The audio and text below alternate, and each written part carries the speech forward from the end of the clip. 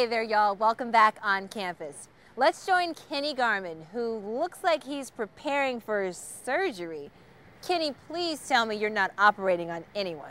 No worries, Melissa. I just thought this would be an excellent way to introduce our next story.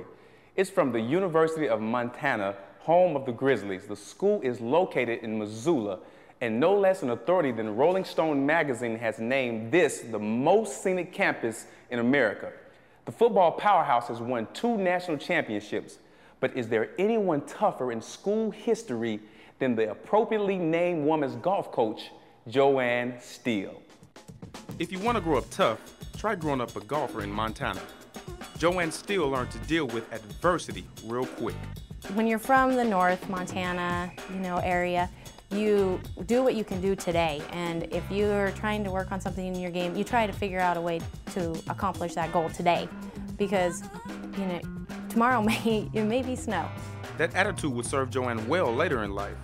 But first she headed off to Florida to play golf at Jacksonville University, where she was a 3-time academic All-America with a 3.93 GPA in sociology. She became a teaching pro, ended up back in Big Sky Country, and in 1995 became the head coach of the women's golf team at the University of Montana. Coaching is definitely different than playing, and I look back now and I embrace the opportunity to be a head golf coach, but I've learned a lot. It's amazing when I look back and realize how little I did know and how every single day I'm learning more. Joanne is an awesome coach.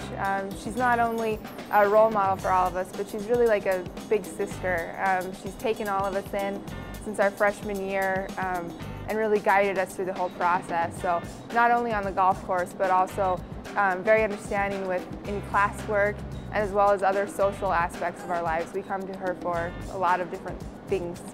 Could kind of see a turnaround probably 3 years ago, and where the program started to turn around. We had a second place finish in '05, and then last year won the conference championship, which was the first time in the history of the program.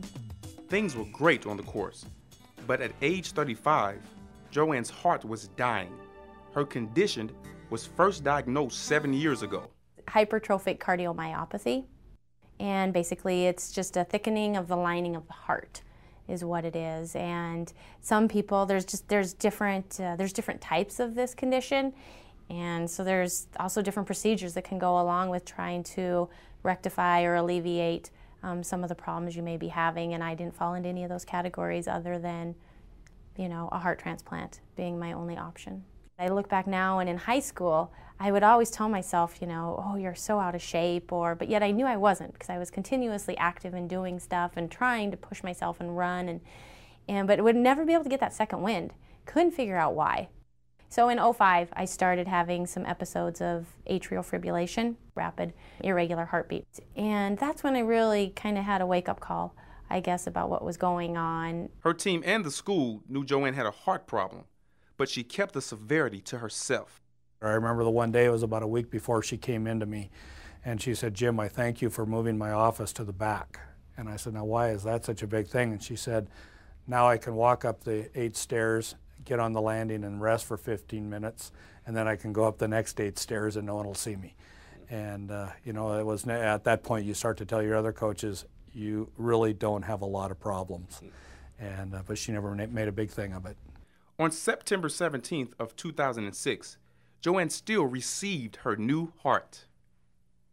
Basically, the morning of September 19th is when I kind of recall seeing my children for the first time.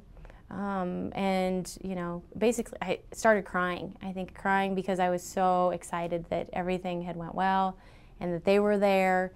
And from that day forward, it has been a challenge of mine just to live the fullest life that I can. It's incredible to have the opportunities to be able to do so much with my children now. They're 7 and 10, 2 little girls, and they are as active as can be. There's no holding them back. And to be able to now be just as active with them, it's amazing. Appreciate what you have in life and remain positive. And that's, then that's always been my, my motto basically is, it's, you have to, what you have today, live for it and enjoy it, because tomorrow could be totally different, and there may not be a tomorrow. You really don't know.